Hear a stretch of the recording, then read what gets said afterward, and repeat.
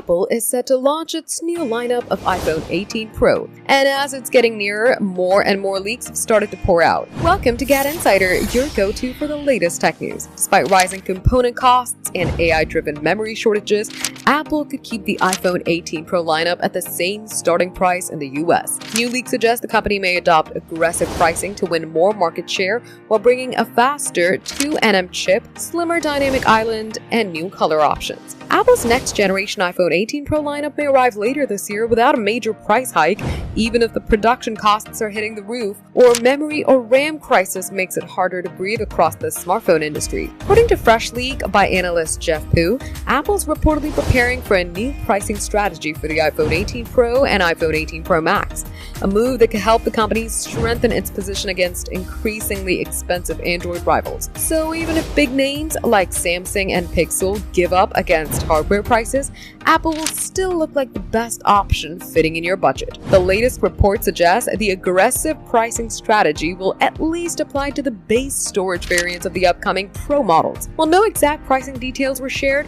previous reports noted Apple analyst Ming-Chi Kuo had already hinted that Apple may absorb rising supply chain costs instead of passing them directly to consumers. For a company which was used to charging even for the smallest things, this feels like a blow of fresh air. For more updates, subscribe to GadInsider, like and share the video, and don't forget to press the bell icon so you never miss any update.